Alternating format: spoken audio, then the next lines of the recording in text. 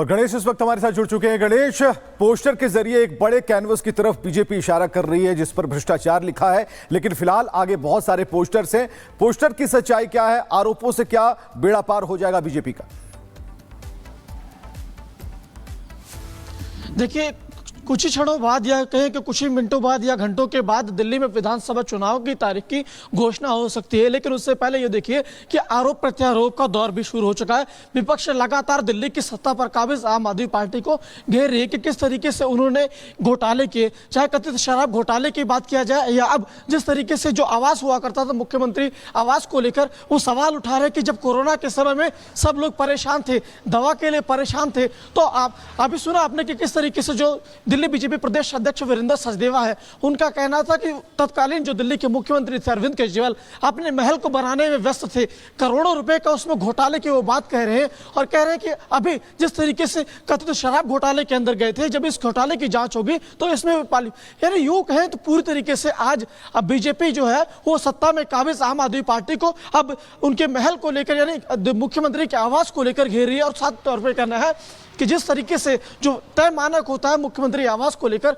उन्होंने किस तरीके से उसको धज्जियां उड़ाई और मकान को बड़ा करा, सब कुछ उसमें ऊपर सवाल उठा रहे, किस तरीके से कीमती सामान लगवाया और इन्वेंट्री को लेकर सवाल उठा रहे, कह रहे हैं कि जांच के बाद पूरी तरीके से आएगा, क्योंकि लगातार हर पार्टी उनके घरों को लेकर सवाल उठा रही। हमने पिछले दिनों देखा था कि किस तरीके से जो बीजेपी के पूर्व अध्यक्ष और सांसद मौजूदा मनोज तिवारी, उनके आवास को लेकर एक वीडियो भी जारी किया था। यानी पूरी तरीके से बीजेपी अब आम आदमी पार्टी को चारों तरफ से घेरने का पूरी तरीके से प्रयास कर रही है, चाहे वो पोस्टर हो या मुख्यमंत्री का जो आवास हुआ। गणेश, आगे भी आपसे अपडेट लेंगे। फिलहाल जानकारी देने के लिए धन्यवाद। तो दिल्ली में पोस्टर वॉर लगातार जारी है।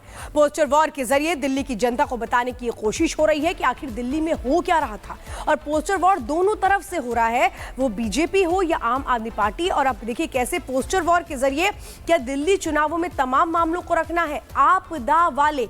बीजेपी ने ये जो शब्द है ये शुरू किया है केजरीवाल के लिए। शीश महल को बड़ा मुद्दा बनाने की तैयारी चुनावों में है। कोरोना में लोग तड़पते रहे, लेकिन कैसे जो केजरीवाल है वो लूटते रहे और अपना शीश महल बनाते रहे, ये आरोप लगाया गया बीजेपी की ओर से।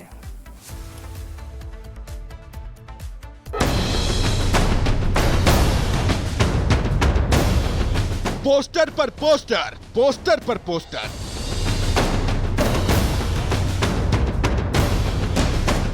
केजरीवाल को चुनावी हिंदू बताने वाले पोस्टर,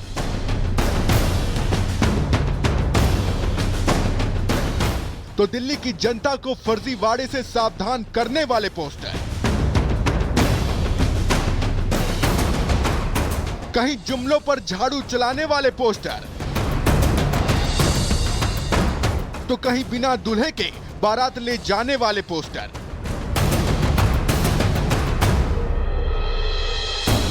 दिल्ली में चुनाव क्या आया, पोस्टर वॉर ही छिड़ गया। ऐसे छिड़ गया जैसे कि दिल्ली का चुनाव इस बार वोट की चोट से नहीं बल्कि पोस्टरों की झड़ी लगाकर लड़ा जाएगा। तभी तो बीजेपी और आम आदमी पार्टी ने सोशल मीडिया पर दनादन एक दूसरे के खिलाफ पोस्टर फेंक कर मारे। पोस्टर के जरिए बीजेपी ने केजरीवाल को चुनावी हिंदू बताया, तो उसी पोस्टर के जवाब में आम आदमी पार्टी ने बिन दुल्हा बारात वाला वीडियो जारी कर दिया और बीजेपी से पूछ लिया कि बीजेपी का सीएम उम्मीदवार दिल्ली में कोई नहीं है और बिना दुल्हे के बाराती उछल कूद कर रहे हैं। एक दूसरा पोस्टर जारी होता है जिसमें बीजेपी आम आदमी पार्टी को आपदा बताती है, तो इसके जवाब में आम आदमी पार्टी बीजेपी को जुमले वालों की पार्टी बताकर घेरती है।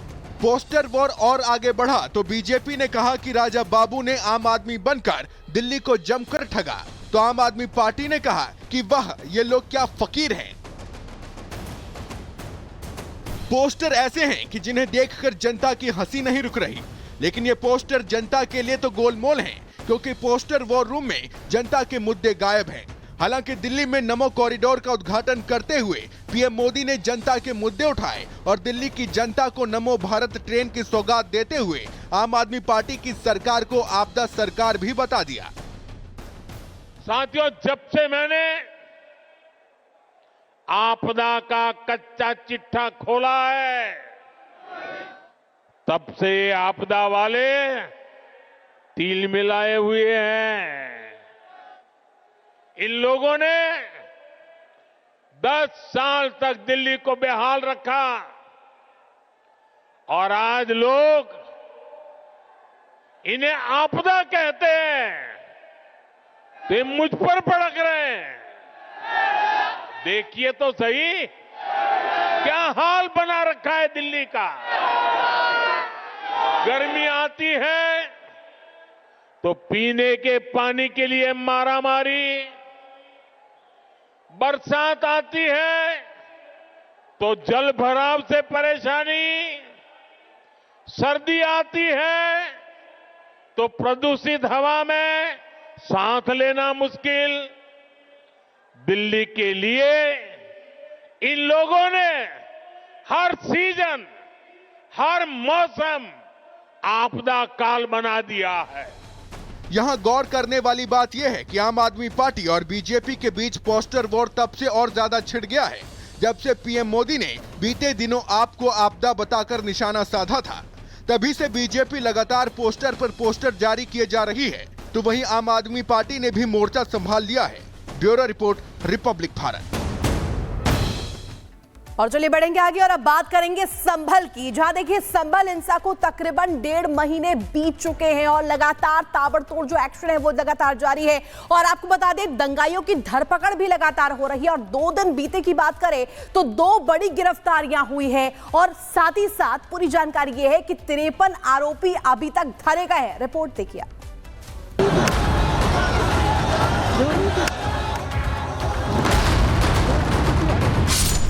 24 नवंबर 2024 संभल उत्तर प्रदेश। हिंसा, पथराव और फायरिंग। शाही जामा मस्जिद के सर्वे के दौरान बड़ी संख्या में लोग बाहर जुट गए और सर्वे करने पहुंची टीम पर पत्थरों की बारिश कर दी। सीओ अनुज पर फायरिंग की गई। पुलिस से कारतूस भी लूट लिए गए। इस हिंसा में 4 लोगों की जान गई जबकि कई पुलिस वाले भी जख्मी हो गए।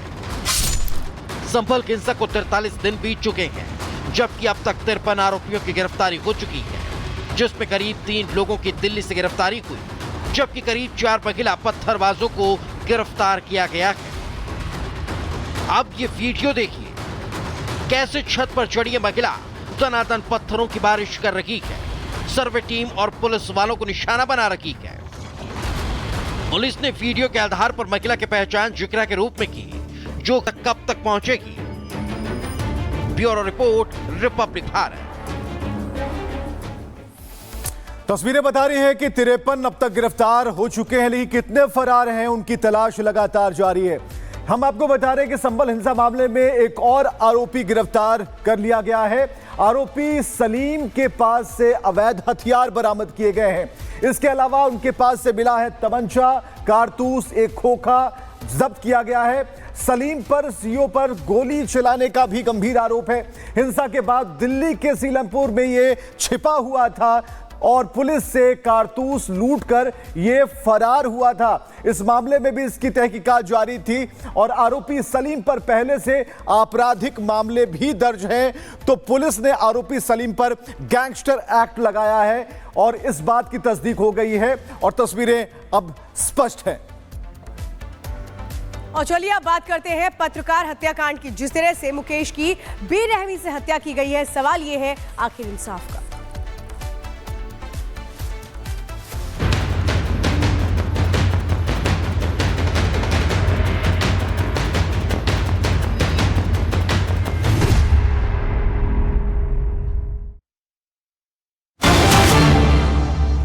बीजापुर के पत्रकार मुकेश की बेरहमी से हत्या हुई थी।